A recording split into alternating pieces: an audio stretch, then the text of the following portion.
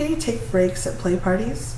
This is Reed Mahalko from readaboutsex.com, and I'm Kathy Bartoli from theintimacydojo.com.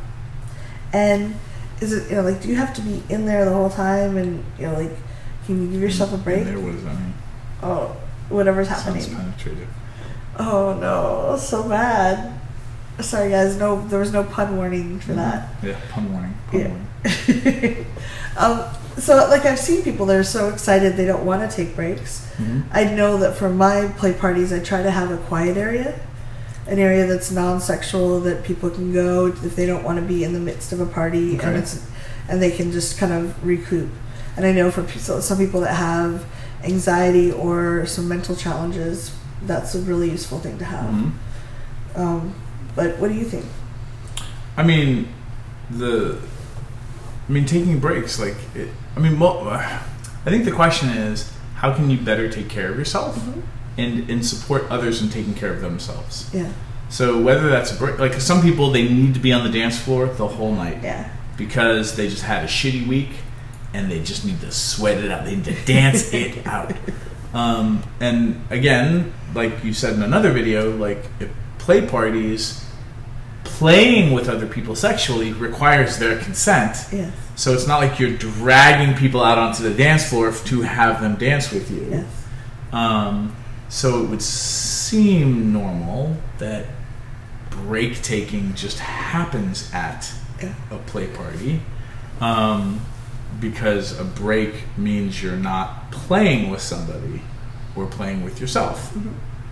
So there's a natural kind of break, and then there's I need a break, and then there's I'm not playing with anybody right now, is something wrong, which you could label a break. Maybe that's a neat little mental trick, but the bigger question is, what do you need that maybe you don't know about yet around self-care? Mm-hmm.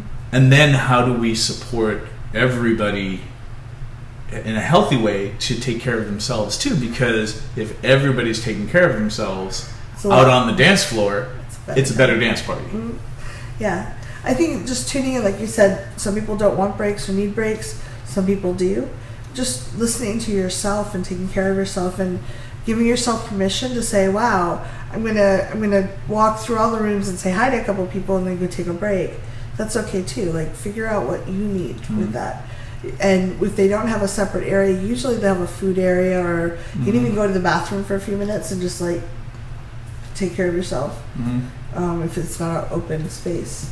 Yeah, it sounds like I'm trying to remember what it would be like to not have ever gone to a play party before. At this stage of my life, having gone to many, having run many, I think what the delicious problem of being somebody who's experienced something many times is that we forget, and I'm saying we because maybe you are in this position too, or maybe you will be one day, like we forget what it's like the first time. So yeah, I remember being really overwhelmed and not having a clue like what even to watch and what to do, and I was lucky. I think one of the first ones that you were there and you kind of like orientated me, and I was like, oh, okay, that really helped. But it is kind of overwhelming for someone who isn't familiar with them. So the idea of, if you're a go-getter and you're starting hiking for the first time and you are gonna hike that mountain in this amount of time, versus somebody who it's not so much goal-oriented as it is enjoying the scenery, enjoying the people that you're hiking with, if you're hiking with somebody, being present. I know that you're big on presence, to your surroundings, and what can I learn about myself, about the world, in this hike, in this journey, so that there's a little bit of a kind of beginner's mind every time you go to a play party. And in that sense, maybe the answer is, when do I need to pause, or when do I need to slow down, or when do I need to not be overachieving?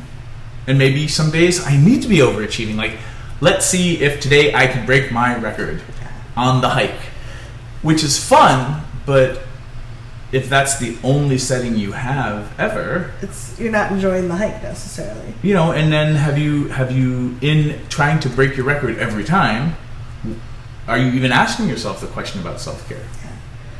Yeah. So for me, play parties have been really interesting. Like, I learned so much about myself and my fears and my jealousies and my hopes, and great ideas like, oh, I didn't even know that was possible. So it's been really helpful for me releasing shame, overcoming old trauma, and getting over a lot of my shyness and fears around people. So yeah, I encourage people to take a break whenever they need and just be with the rules of that event.